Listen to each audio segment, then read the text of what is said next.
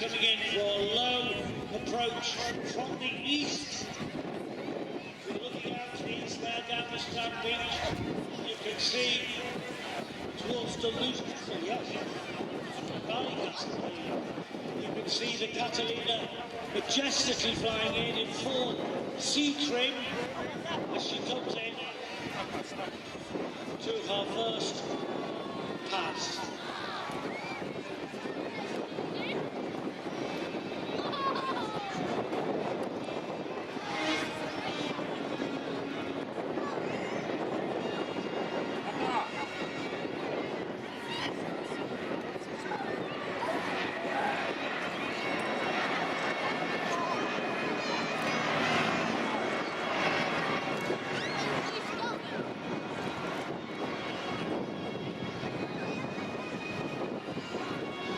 This is our tribute to the great men of Coastal Command and the American Coastal Services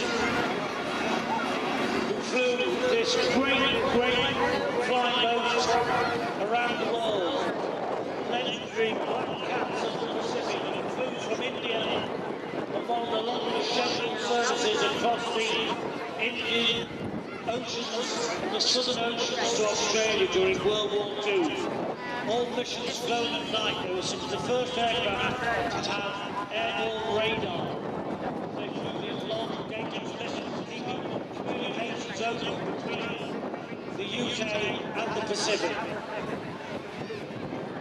It's amazing when you look at this flying boat, you think of the design going back to 1935, ladies and gentlemen. Just very old design of aircraft.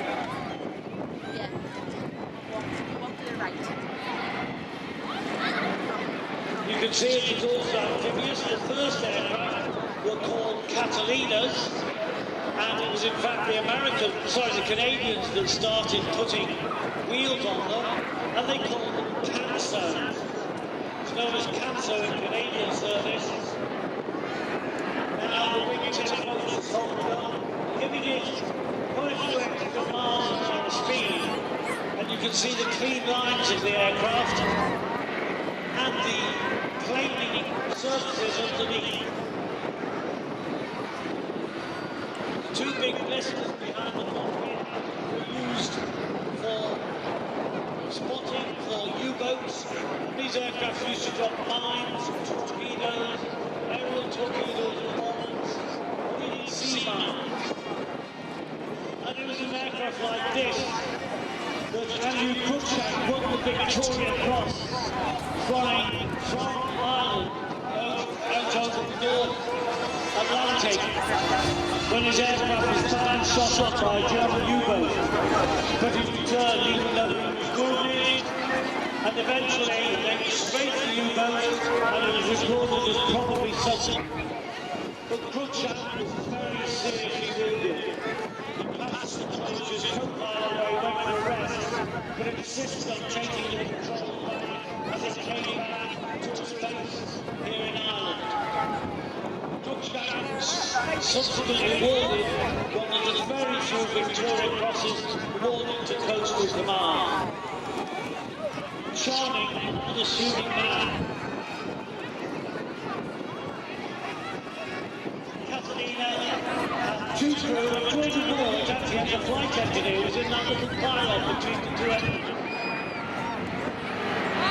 But this Catalina, like so many surviving Catalinas, has actually been modernised and improved, so the pilots now monitor the engines.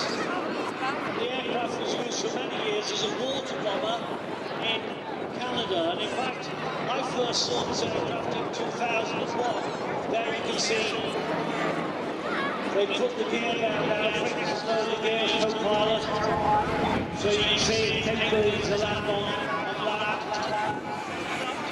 Yes, I saw this aircraft in Nanaimo in Canada, when I was travelling up Vancouver Island, and it was parked up at the side of Nanaimo Airport, and I said to my host, "Stop, I want to go look at Catalina." He said, "Can't, not the time." But later in the day, I did get to have a good look at this airplane. How was I to know that only less than 5 years later I will actually be flying in that very aircraft from Elgin Aerodrome in Yorkshire, as this aircraft had been acquired by Plain Sailing Displays, based in Dutchland, who now operate the aircraft. So it's a very, very grateful aircraft. And he went on for many years service. Some of the latter, Catalina, was still in operation with the Brazilian Air Force into the 1980s, when they were used as reconnaissance aircraft over the Amazon forest and over the Amazon River.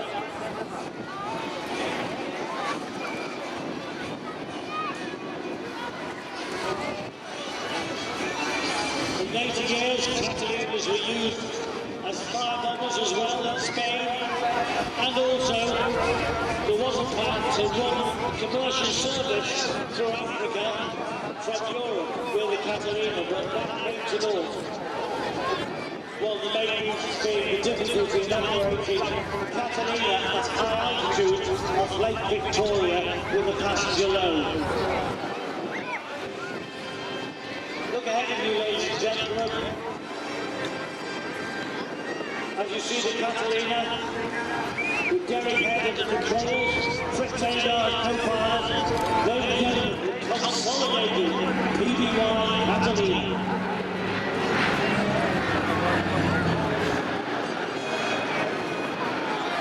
This one is marked up as an O-10 of the American forces, used by the 5th Emergency Rescue Squadron within the Air Force, and was used for rescuing down crew in the North Sea.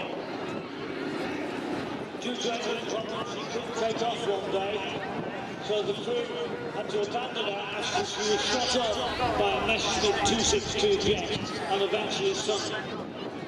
This aircraft has been painted as a fifth frigate, and this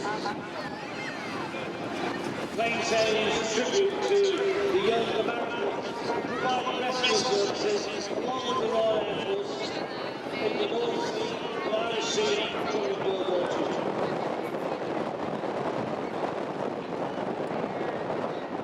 If you're interested in buying a share in this aircraft, you can. Minimum price £17,500, and you can get more details on their website www.catalina.org.uk.